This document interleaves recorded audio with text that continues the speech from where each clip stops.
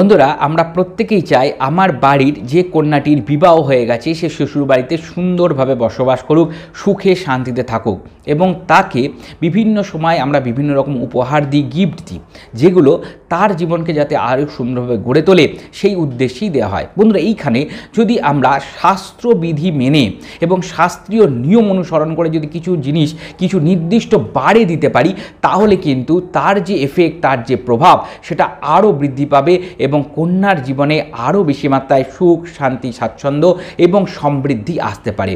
দেখছেন সহজ ভাষা ধর্মকথা, বিষয়টাই বলবো অত্যন্ত সহজভাবে এবং সহজ উপায়ই বলবো, যেগুলো আপনারা প্রত্যেকেই করতেই পারবেন। আমি আচার্য ঋত্বিক চক্রবর্তী, সহজ ভাষা ধর্মকথার এই নতুন পর্বে আপনাদের সকলকে জানাই সুস্বাগতম।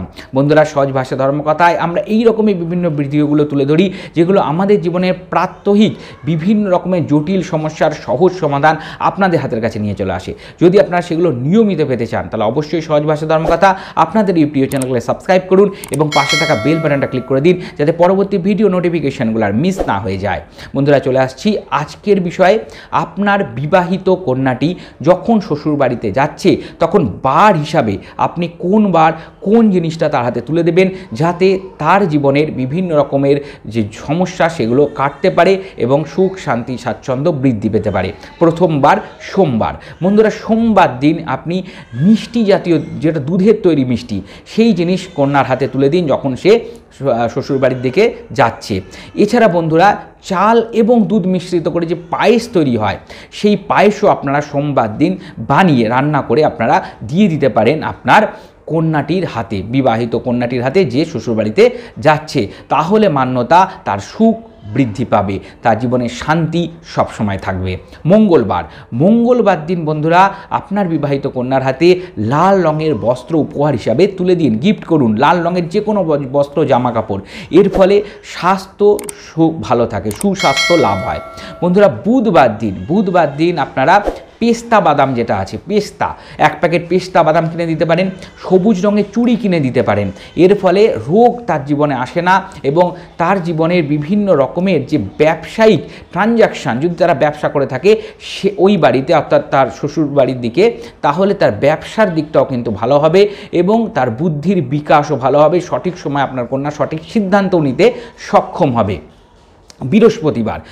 বৃহস্পতিবার দিন যদি হলুদ রঙের জামা কাপড় দেন সেটা অত্যন্ত শুভ, সোনাদানা যদি দেন সেটা অত্যন্ত শুভ এবং তার সাথে কেশর, যেটা আমরা খাই মশলা হিসাবে কেশর, সেই কেশর যদি গিফট করেন সেটা অত্যন্ত শুভ। তার কারণ এর ফলে তার ধন সম্পদ বৃদ্ধি পাবে, অর্থ রোজগারের জায়গাটা তার ভালো থাকবে।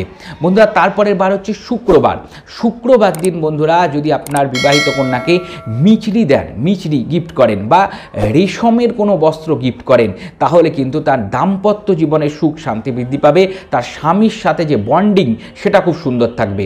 শনিবার দিন বন্ধুরা নারকেল এবং বাদাম, এই দুটো বাদাম, যে কোনো বাদাম হতে পারে, আমন্ড হতে পারে, চীনা বাদাম হতে পারে, যে কোনো বাদাম এবং নারকেল, এই দুটো জিনিস যদি শনিবার আপনি গিফট করে দেন আপনার বিবাহিত কন্যাকে, তাহলে সে শ্বশুরবাড়িতে যখন যাবে তার সাথে তার শাশুড়ির যে বন্ডিং সেটা সুন্দর হবে, শাশুড়ির সাথে তার সুন্দরভাবে মিলমিশটা বৃদ্ধি পাবে। রবিবার দিন বন্ধুরা মধু এবং তার সাথে বেদানা, হয় মধু দিন বা বেদানা, যেটা ফল হিসেবে বেদানা ফল আমরা খাই, সেটা যদি আপনার রোববার দিন আপনার বিবাহিত কন্যাকে দেন, তাহলে তার জীবনে যদি সন্তান প্রাপ্তিতে কোনো বাধা থাকে, মান্যতা এটা, সেটা কেটে সে সঠিক রাস্তা দেখবে, সন্তান প্রাপ্তি সে করতে পারবে। সন্তানের সাথে যদি তার কোনো মিসবিহেভ চলে সেটা কাটবে এবং সন্তানের দিকটা তার অত্যন্ত ভালো হবে, সন্তানের পড়াশোনা ভালো হবে, সন্তানের যে বিকাশ সেটা ভালো সে করতে পারবে। রবিবার দিন যদি মধু এবং ফল, বেদানা ফল, এই দুটো যদি আপনারা গিফট করে দেন আপনার বিবাহিত কন্যাকে। 7 দিনে বিভিন্ন রকমের দ্রব্যগুলো বললাম, যেগুলো প্রত্যেকটাই কিন্তু সহজলভ্য, আপনাদের হাতের কাছেই পাওয়া যায়। তার কারণ আপনারা দেখছেন সহজ ভাষা ধর্মকথা, এখানে অত্যন্ত সহজ হাতের কাছে থাকা দ্রব্য দিয়েই বিভিন্ন রকমের জটিল সমস্যার সহজ সমাধান আপনাদের কাছে তুলে ধরা হয়।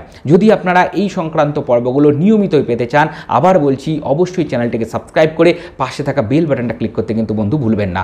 আর আজকের পর্বটা যদি আপনাদের ভালো লেগে থাকে অবশ্যই একটা লাইক দিয়ে আমাকে উৎসাহিত করুন, যাতে পরবর্তী ভিডিও উপস্থাপনা করতে আমাদের উৎসাহ বৃদ্ধি পায়। আর বন্ধুরা অবশ্যই আজকের পর্বটা বন্ধুদের সাথে শেয়ার করুন। আপনার যাকে মনে হচ্ছে এই পর্বটা যাকে জানানো দরকার, যাকে শেয়ার করা দরকার, তাহলে তার সাথে অবশ্যই শেয়ার করে দিন, তাকে জানতে সাহায্য করুন। আর আমাদের ফেসবুক পেজও আছে সহজ ভাষা ধর্মকথা, ওখানে একটা লাইক দিয়ে রাখুন। হিন্দু ধর্মশাস্ত্রের বিভিন্ন বিষয়, মন্ত্রতন্ত্র ওখানে নিয়মিত আলোচনা হয়ে থাকে। সকলে ভালো থাকবেন, সুস্থ থাকবেন, দেখা হবে পরবর্তী পর্বে। নমস্কার।